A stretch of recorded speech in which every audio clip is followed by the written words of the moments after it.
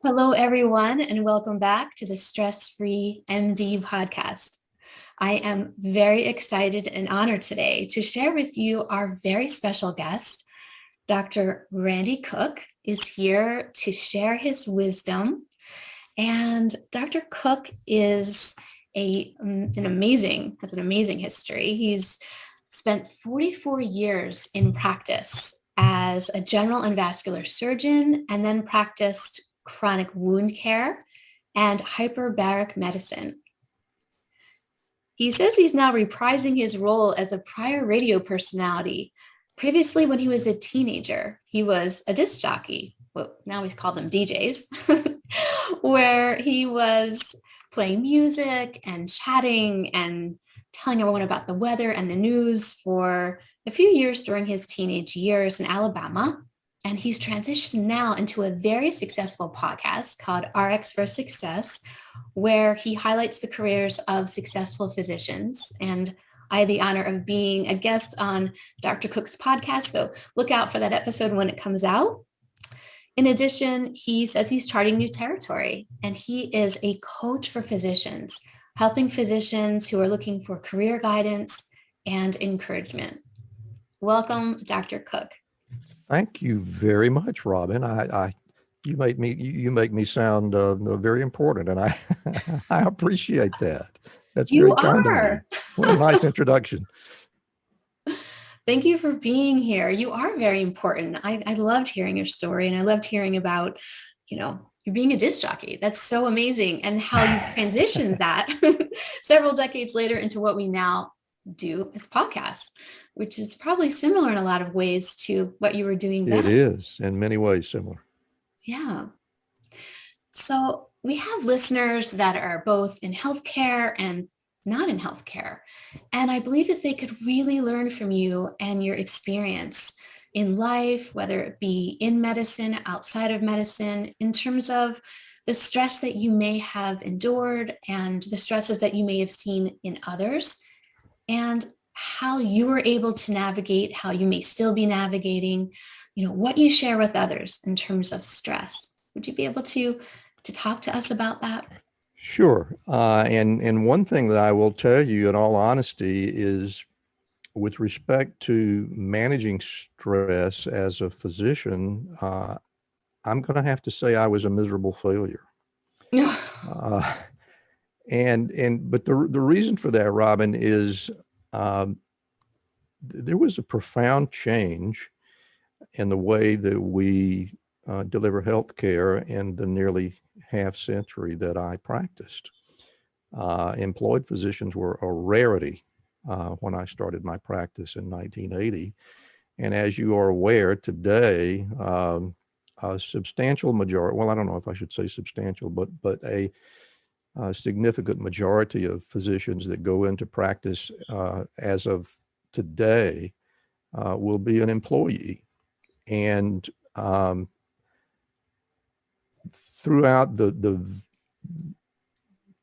probably 99% of the years that I spent in practice, regardless of the location or what I was doing, you mentioned that I transitioned out of surgery and into chronic wound care, but I don't think I ever had a day when I just couldn't wait to get to work. It was just that rewarding and that fulfilling. During those last couple of years of my practice, I was sort of neither fish nor fowl. I was an independent practitioner. I was responsible for my own billing, but yet I was an employee of the hospital in that I was the medical director of my wound center.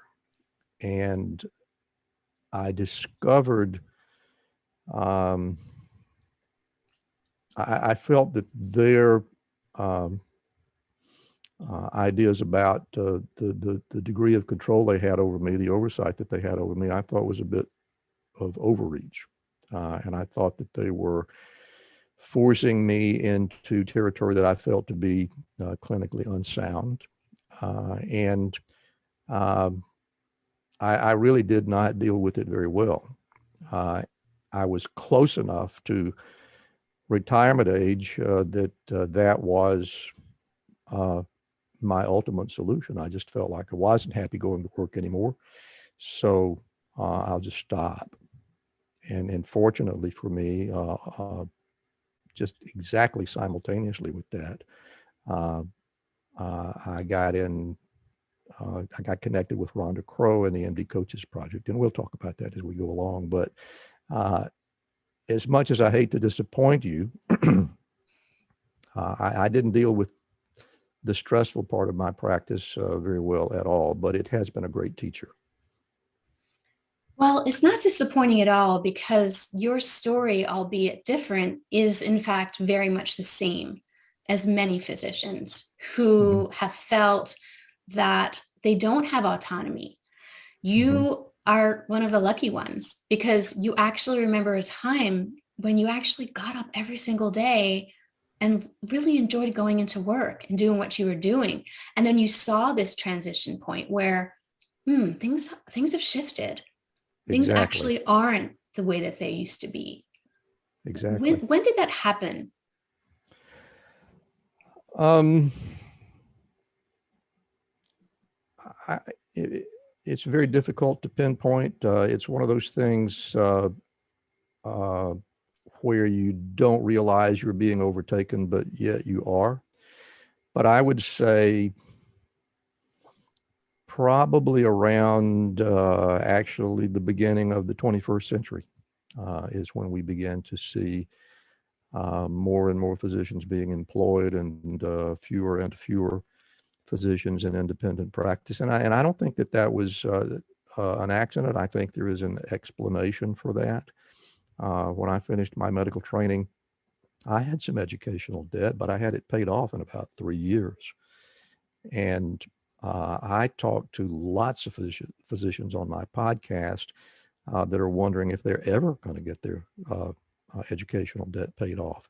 So they feel like they don't really have a lot of choices. You know, they don't have the opportunity to um, accept a relatively low rate of pay for themselves as they would do probably if they were an independent practitioner. They sign up, uh, but because you, as you are aware, there are lots of places that would like to hire you, and they give you this big fat bonus, and you know what your paycheck's going to be from the outset, and that makes it a little easier to plan your financial future. So that was the change, and it's been underway for a good 20 years, I think. Yeah, I think you're probably right. I mean, even in my own story, a few decades ago was when I think things really started to change Hmm. like tangibly, you know. You and I spoke, when I was on your podcast, which I had a ball, by the way, but you talked about that moment when you realized you had transitioned from performing procedures and interpreting images to being uh, a repository for RVUs. And Mhm. you're a commodity at that point. You don't feel, well, you sense that you've become something other than the physician, the person who should always have the patient's best interest in mind. And Yeah. that's a stressor. If you're the Mhm. kind of person who is motivated to be a healer, that's a huge stress. It's a very big stress. So when you started to notice this transition happening, what did you notice in your own life? How were you showing up? Did you see yourself changing? How you were Yes. with other people? How you're with yourself? Can you maybe Mhm. share some of that? I was constantly angry. I always, uh, getting in the exam room and being with the patients was the lifesaver. And that time, the amount of time that I spent and the experience that I had uh, in patient care in the exam rooms and that sort of thing never really changed. But the day-to-day interactions that I had to experience with what I came to call the bureaucrats, uh, the and unfortunately, I didn't have the benefit of your wisdom at that time, and I didn't understand that the anxiety that I was feeling uh, and the disappointment that I was facing was a manifestation of stress. It was simply that. But that was it. You know, as a hospital employee and someone who was expected to just simply do what I was told when they made decisions that may or may not affect patient care, and to have no veto power. I mean, I wasn't even invited to the discussion. It was just more than I could bear. Yeah. And so you're angry. You noticed that there was an anger that you Hmm. didn't used to have, Yeah. and some anxiety that you didn't used to have in And some my circumstances. wife would, of Mm-hmm. course, as you might expect it, she spotted it before I did. Mm-hmm. And um, you know, she tried to be helpful. She tried to be supportive, and she was to the extent that a person can be in that circumstance. But um, you know, I wasn't particularly receptive. That wasn't the kind of advice that I wanted. I didn't want somebody to tell me, "Look, you gotta uh, play amongst the rules that have been dealt out for you, and you know, do what you can do for the patients, but the business decisions are out of your hands." And of course, she's right about that. But I didn't do well with it. Yeah. So how else did it show up for you? You know, when you didn't do well with it, what were you noticing? Anything else? You know. Sure.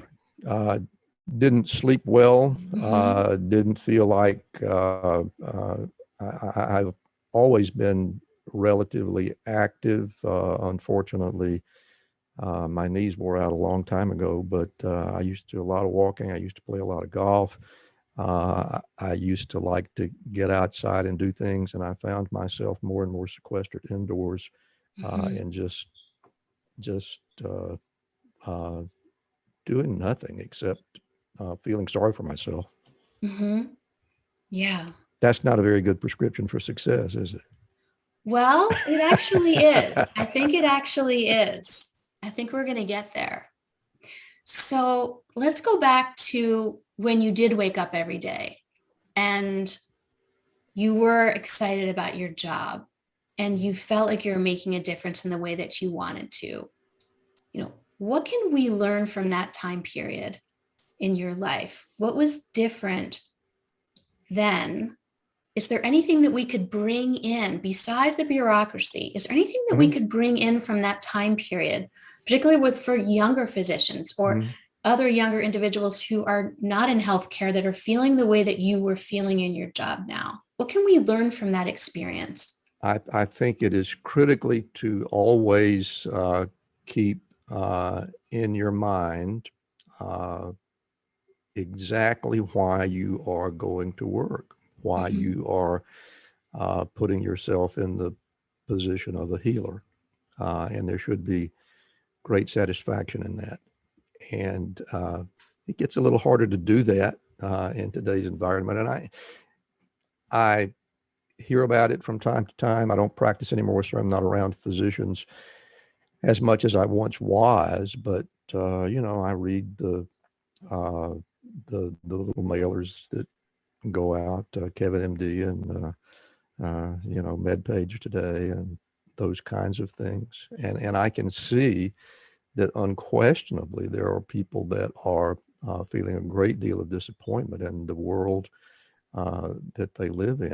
And I think the key is to remember to focus on what you are there for, what your purpose is as a healer, and make sure that you soak up the personal satisfaction from that. The other part of it is another skill, Mhm. and that's what we do at MD Coaches. We try to help people uh, develop the skills to make sure that their message gets heard. And the sorts of things that you do, you know, with respect to meditation and yoga that really encourage people to get in touch with that part of the physiology that we find so mysterious, but yet it is so powerful, right? It Yeah. can just overtake you. It can bring you down. Hmm. Yeah. It's a choice. Absolutely. Yeah. So I think what you're saying is to remember your why. When you get up and It's a go very good in, way to put it. Yeah, to remember your why, right? Like, why am I doing this? Why am I here? absolutely. Yeah. So you didn't think that you had anything to offer after telling your second part of your story there, and that you didn't have a really good prescription, but I beg to differ because, as you alluded to, you didn't just quit your job, throw up your arms, stay angry, stay inside, do nothing, sit on the couch, watch Netflix, eat lots of junk food, right? Right. You could have done that, right? You could have just said, all right, Yeah, that's it, yeah, game over, right. right? You didn't do that. You That's you correct. decided to be a coach. I did, and it's very important to uh, make sure that you disclose fully. And to tell you the truth, um, I had no idea that was coming. It wasn't my Yeah. idea. Mm-hmm. I wasn't going to work every day and saying, "Gee, I'm miserable and I don't think I want to do this anymore. I'll go be a coach." It was not Mm-hmm. like that at all. Yeah. uh, Rhonda Crow, who is the founder and CEO of MD Coaches, called me. I had worked with Rhonda in the past. I used to be an educator and a bit of a regional manager for a huge wound care company that I won't name, but she and I both worked in the same company. I had already separated myself from that management company, but in any case, I hadn't heard from her for well over a year, maybe a couple of years, and she called me out of the blue and said she was starting this company called MD Coaches, and she wanted to publicize it with a podcast. She knew that I had a background in radio, even though it was way back in the dark ages. And I thought, well, that sounds kind of like fun. I could probably do that. And then there was oh, by the way, I want you to become a coach as well. So it was, this is an example, I think, of how important it is to have your eyes open when you're feeling hopeless like that, because the opportunities are out there. You may not spot them and walk right up to them on your own. But just being open to the possibility of seeing things another way can really sort of get you redirected. And that's what happened with me and with MD Coaches in the podcast. Yeah. So she saw something in you that you didn't even see in yourself. Absolutely. Yeah. Yeah. Wouldn't have thought of it in a million years. Yeah. And here you are. And here I am. Helping other physicians find the prescription for their success, in, Certainly, I hope so. yeah, in whatever it is that they're going through right now.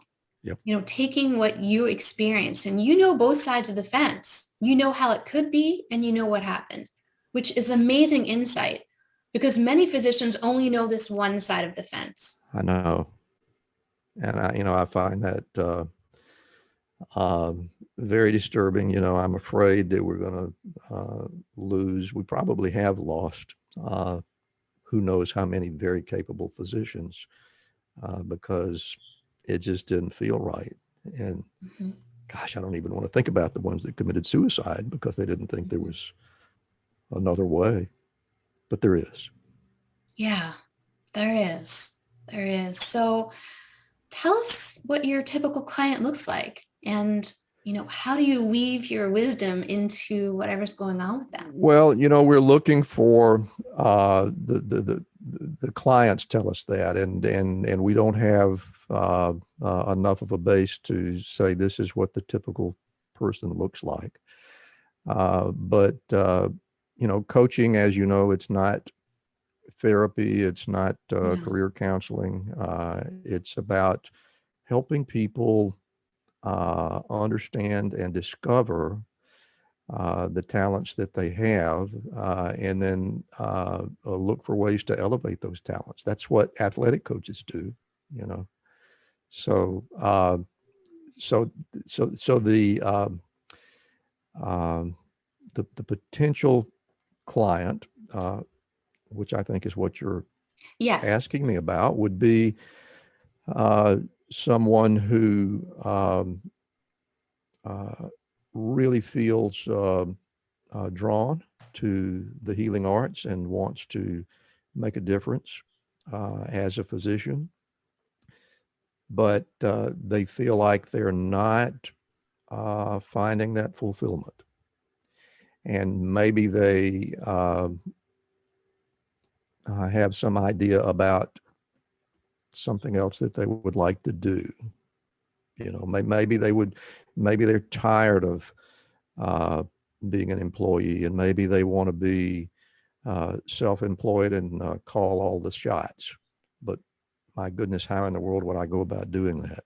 Mm-hmm. Well, that would be a person that certainly should seek out coaching. And we get to talk about the options that are there, and we get to help them weigh the advantages and disadvantages all along the way. And we get to help them not chart out uh, the rehabilitation plan for them, but to help them see what the options are and let them pick the options that are best for them, and hopefully get them headed in a better direction so that they can, in fact, be in control of their destiny. That's beautiful. So, like me, and I was told years ago to make your mess your message. And I feel like that's what you're doing. You basically took a situation that was not ideal, and now you're turning around to help other people with their situations. Well, I hope so. Um, Yeah. you know, pardon me, I vividly remember um, exactly how excited I was when I started seeing patients as a junior medical student. And if somebody feels that same excitement, and I'm sure they do, I would hate for them to miss out on the opportunity to um, feel exactly what I did for Mhm. nearly a half century, because it's very rewarding, it's very fulfilling, and it I think it can happen for anybody, but it's very easy to be distracted by the scores of people around you who just don't see the world that you see. You know, there are people whose job it is to see balance sheets and RVUs and things of that nature. And one doctor is just like another. In fact, we could probably replace you with an advanced level practitioner. Um, you're better than that. You're way better than that. I shouldn't say that. I don't want to make people think that there is a valuation difference between a physician and an advanced level practitioner. But you are, um, you, you fulfill a particular purpose as a physician that no one else can fill. And you deserve the opportunity to do that. Well, I think that anyone who has the opportunity to be your client would be very lucky to You're very have your kind. insight. Thank you. Absolutely. And we want our, the nurse practitioners and the docs to be partners, to work alongside each other, to Absolutely. get along. We don't want anybody replacing anybody, right? So And just in the most team. cases that seems to be what's happening.